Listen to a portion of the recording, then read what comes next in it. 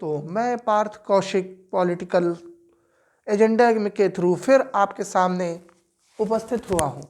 Mask मैंने आज इसलिए पहना हुआ है ताकि जो है मैं अपने बातों को एक सही सकारात्मक दिशा में प्रस्तुत कर सकूं।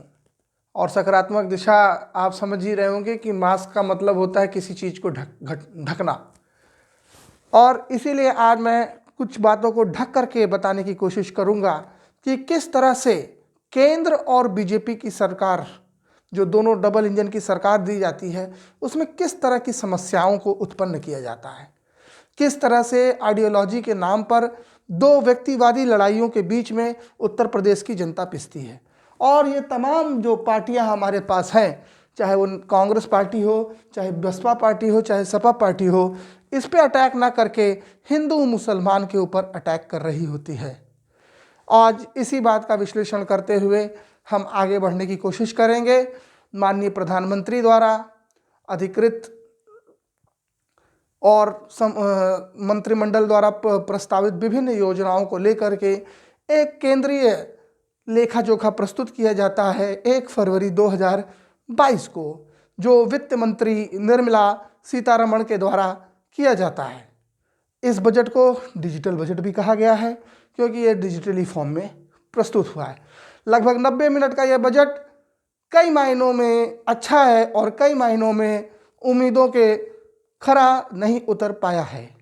अच्छा उनके लिए है जो लंबे बड़े प्रोजेक्ट्स करने वाली पूंजीपति कंपनियां हैं, उनके लिए फ़ायदा है क्योंकि कैपिटल एक्सपेंडिचर को बढ़ाया गया है। कैपिटल एक्सपेंडिचर से बड़े बड़े प्रोजेक्ट, हाईवे के प्रोजेक्ट, टोल के प्रोजेक्ट, इनको बहुत अच्छे तरीके से बढ़ाया जाता है। कहने का मतलब है इंफ्रास्ट्रक्चर को बढ़ाया जाता है। परंतु हम ये जानते हैं कि भारत एक बहुत ही बड़ी आबादी वाला एक देश है।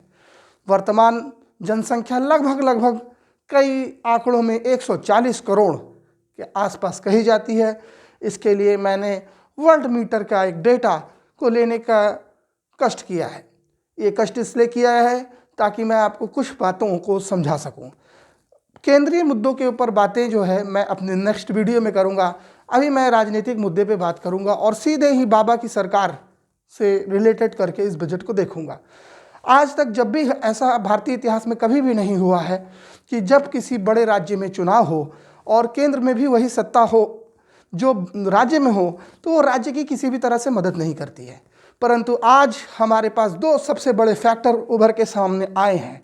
एक फैक्टर है मोदी और दूसरा फैक्टर है योगी।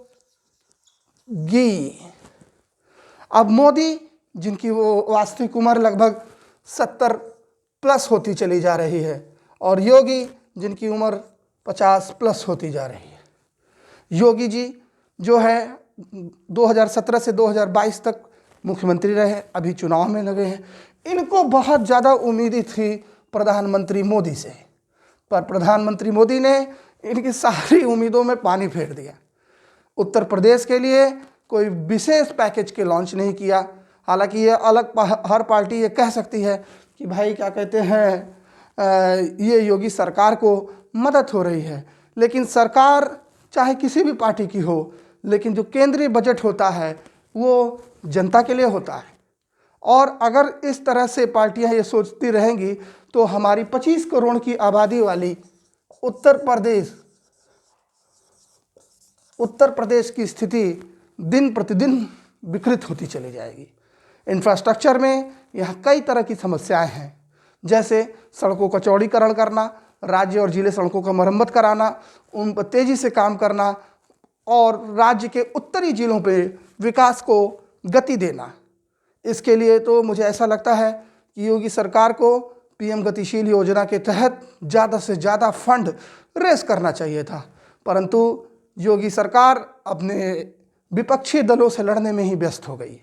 पिछले 2 साल से मैं तो यही देख रहा हूँ कि कोरोना को लड़ते विकास की बातों में योगी सरकार थोड़ी सी नाजुक हो गई और इसी का फ़ायदा केंद्र की मोदी मीडिया और मोदी सरकार ने उठाया। इस तरह से हम देख सकते हैं कि यहाँ पे दो ध्रुवी हो गए हैं। अब चुनाव में क्या होता है क्या नहीं होता है ये तो भगवान ही जाने, लेकिन इस समय बेचारे हमारे बाबा मुख्यमंत्री के ऊपर बहुत सारे संकट के बादल आ गए हैं। उन्हें अपने गृह युद्ध भी लड़ना है, सेंटर से भी लड़ना है और विपक्षी पार्टियों से भी लड़ना है। आइए इन पार्टियों की व्यक्तिगत राय जाने उत्तर प्रदेश के जो है लिए केंद्रीय बजट से। समाजवादी पार्टी जो हमारी नंबर 1 ऑफेंडर है, उनका कहना है कि इस सरकार ने किसी भी तरह का कोई भी योजना नहीं लाया है जिसमें गरीब, मजदूर और विभिन्न प्रकार के लोगों के बारे में कहा गया हो।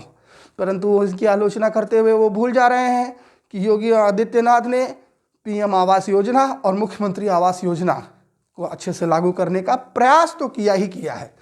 ग्राउंड में बहुत सारे गाँवों में, बहुत सारे शहरों में लगातार ये प्रयास हो रहे हैं, पर चूँकि उत्तर प्रदेश एक बहुत बड़ा राज्य है तो इसके लिए समस्याएं भी बड़ी होती हैं। पर योगी आदित्यनाथ जितना भी कुछ कर सकते थे किया, पर वो कोरोना से लड़ने में थोड़े से परेशान हो गए। कोरोना ने उन्हें इतना परेशान कर दिया कि उनकी गति जो है इकोनॉमिक सिस्टम में वो पिछड़ती हुई दिख रही है। और उसका हमें नीति आयोग के द्वारा दिए गए विभिन्न इंडेक्सों से भी पता चल जाता है कि उत्तर प्रदेश की रैंकिंग गिरी है। और उसका कारण यह है कि 25 करोड़ की आबादी वाली यह देश के बराबर का महत्वपूर्ण सूबा उत्तर प्रदेश लगातार कोरोना संकट से जूझ रहा है। पर जिस तरह से कोविड मैनेजमेंट में योगी आदित्यनाथ ने अपनी कौशल दिखाया है, उससे तो मैं यही कह सकता हूँ कि क्या कहते हैं, उन्होंने कुछ बेहतर काम किया है। लेकिन आर्थिक नीति पे समाजवादी पार्टी को जिस तरह से आलोचना करनी चाहिए थी, वो आलोचना हमने अखिलेश यादव और उनके प्रवक्ताओं से नहीं सुनी। इसका मुझे बहुत दुख होता है, क्योंकि ये एक ऐसे विचार था जिस पे वो योगी ही सरकार के साथ साथ मोदी सरकार को भी आसानी से गिरा सकते थे, खींच सकते थे या उनको एक चुनौती पेश कर सकते थे। और राम मनोहर लोहिया जी के समाजवादी अर्थव्यवस्था को इसकी तुलना करके और उसको इस्टेब्लिश करके ये साबित कर सकते थे कि वो ज़्यादा से ज़्यादा जनहित प्रेमी है। इस मामले में मैं अखिलेश यादव सरकार की बातें भी कुछ कहना चाहता हूँ कि उन्होंने भी आर्थिक मोर्चे पे लगातार प्रयास किया, पर उस समय विश्व में थोड़ी मंदी टाइप की व्यवस्था चल रही थी और चाइना लगातार एक एग्रेसिव एक्सपोर्ट पॉलिसी लगाया।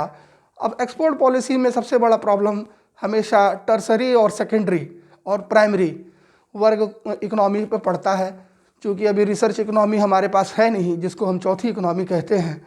और सबसे बड़ी समस्या इस बात की है कि करंट करेंसी जो है वो लगातार बढ़ती जा रही है। डॉलर के मुकाबले रुपया लगातार गिर रहा था। इस वजह से अखिलेश सरकार भी बहुत सारे प्रोजेक्ट्स को सही ढंग से लागू नहीं कर पाई। पर मैं आज उनसे उम्मीद कर रहा था कि वो उसकी आलोचना करेंगे, और आज इतना समय बीत जाने के बाद भी उन्होंने इसकी आलोचना उतनी तरीके से नहीं की। बसपा का जैसे मैं हमेशा ही बताता हूँ, बसपा एक अपने अंडर करंट पावर के थ्रू काम करती है और इकोनॉमिक पॉलिसी को भी उन्हीं शब्दों में, जिस शब्दों में कांग्रेस पार्टी ने क्रिटिसाइज़ किया है, दलित विरोधी, युवा विरोधी और सर्वजन हिताय विरोधी, ये बताने की कोशिश की है। हालांकि इनकी खुद की अपनी इकोनॉमिक डेफिनेशन देने वाले इनके पास बहुत सारे प्रवक्ता हैं, लेकिन उन्होंने इस पर कोई कटाक्ष नहीं किया। अपेक्षाकृत आज उनकी अपनी पहली वर्चुअल रैली में इन्होंने यह साबित करने की कोशिश की कि जो है हम किन किन मुद्दों पर ज़्यादा फोकस करेंगे। खास करके जिस तरह से मुजफ्फरनगर दंगे का उन्होंने वर्णन किया, उससे थोड़ी तो दिक्कत अखिलेश सरकार के लिए इन्होंने बढ़ाई दी है। आइए अब हमारी राष्ट्रीय पार्टी कांग्रेस पार्टी पर चर्चा करें। कांग्रेस पार्टी की तरफ से बहुत सारे प्रवक्ता हैं इनके पास, और कई तो बहुत अच्छे रिसर्च में से भी रिलेटेड प्रोफेसर भी रहे हैं, पर इन्होंने भी बहुत ही साधारण तरीके से, मैं कहूँगा बहुत ही साधारण तरीके से अपनी बात कही। कोई मुखर आलोचना नहीं की गई, जबकि उनके पास इस बात को सिद्ध करने के लिए हजारों तरीके हैं, क्योंकि वो 70 साल से ज़्यादा समय तक इन्होंने चुनाव लड़ा।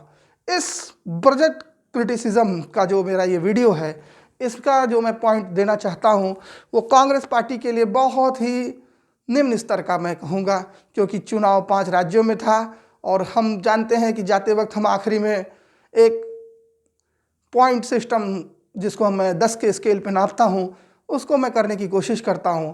कांग्रेस पार्टी से मुझे थोड़ा सा पुशअप की और ज़रूरत है, ताकि उत्तर प्रदेश के लोग, उनका विकास, उनका सिस्टम थोड़ा मजबूत हो। और जब तक वो मजबूत नहीं होगा, जब तक कांग्रेस पार्टी खुल करके बीजेपी की नीतियों की आलोचना, खास करके आर्थिक नीतियों की आलोचना नहीं करेगी, व्यक्तिगत टिप्पणियों से बचते हुए आर्थिक आलोचना करिए, मुझे निश्चित ही लगता है कि इन आलोचना से सरकार की नींव टूटेगी और वो आर्थिक विकास की तरफ बढ़ेगी। आइए इस बजट की चर्चा करते हुए हम विभिन्न लोगों को रेटिंग देने की कोशिश करते हैं कि किस तरह से उन्होंने आलोचना और समालोचना किया है। हम खुद कोशिश करते हैं इसको एनालिसिस करने की। ये एनालिसिस विभिन्न प्रवक्ताओं और वीडियो के द्वारा, जो भारतीय दूरदर्शन से लेकर के NDTV आज तक के बहुत सारे लोगों की भाषण और उनके द्वारा दिए गए व्याख्यानों पे दिया गया है। इसके बाद हम जो है रेटिंग देने के लिए चालू कर रहे हैं, और ये रेटिंग है, सबसे पहले कांग्रेस पार्टी की रेटिंग है 4.5 आउट ऑफ 10। वो भी मैंने इसलिए दिया है ताकि ये बहुत ज़्यादा पढ़े लिखे लोग हैं, इनकी एक इंटेलेक्चुअल जमात है, लेकिन उस जमात के पास भी कोई तोड़ नहीं है मोदी पॉलिसी का। मोदी की आर्थिक नीतियों की आलोचना जिस तरह से इस चुनाव के दौरान होनी चाहिए थी, खास करके उत्तर प्रदेश के विभिन्न जो भागों के संदर्भ में इन्होंने नहीं की, जो कि मुझे थोड़ा सा निराश करती है। लेकिन बसपा का मैं हमेशा से ही अंडर करंट मानता हूँ, इनकी आलोचना भी अंडर करंट ही रह जाती है। हाँ, पर चूँकि मायावती जी अपने जो है निकल के प्रचार प्रसार करने लगी है, मुझे ऐसा लगता है कि आने वाले कुछ दिनों में इसकी भरपूर आलोचना करने का वो प्रयास करेंगी। अब बीजेपी के लोगों का क्या कहना है? बीजेपी में दो तरह के लोग हैं। कुछ लोग जो केंद्र सरकार में है उस बजट को बहुत ही अच्छा मानते हैं, पर मैं उनसे कहना चाहूँगा, जिस तरह से आपने मिडिल क्लास का डाउन किया है, इससे आपको कोई लाभ नहीं होना है। क्योंकि मिडिल क्लास एक थिंक टैंक होता है, उसके अपने हित होते हैं, उसको नौकरी करनी पड़ती है, उसके अपने सपने होते हैं, और वो सपने वो कानून के आधार पे पूरा करता है। और कानून जो है बनाना सेंटर का काम है, और आपने बजट में इस तरह का कोई भी कानून या प्रावधान नहीं बनाया है कि उसकी समृद्धि में कुछ बढ़ोतरी हो। इसलिए मैं बीजेपी को जो है इस मामले में केवल 6.5 अंक देना चाहता हूँ। अब हमारी सबसे मजबूत पार्टी समाजवादी पार्टी की बात करें।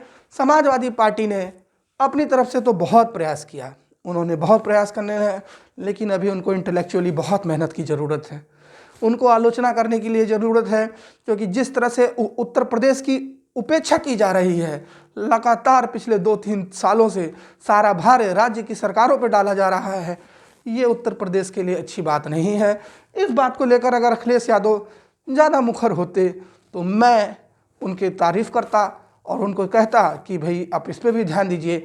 सामाजिक समीकरण तो बनते बिगड़ते हैं, पर सरकारें अगर आपको चलानी है, वो भी लंबे समय के लिए चलानी है, तो उसका एक और एकमात्र विकल्प आर्थिक विकल्प है। जब लोगों के पास पैसा होगा, लोग अपने सपने जी पाएंगे, तो आपके जय जयकार होती रहेगी। इस बात को ख़त्म करते हुए मैं आगे 6 पॉइंट अखिलेश यादव की सरकार को देता हूँ फॉर बजट क्रिटिसिज्म, और इसके बाद हमारा अगली पेशकश होगी बजट को समझने की वर्ग विशेष के आधार पे। धन्यवाद। पार्थ कौशिक के साथ।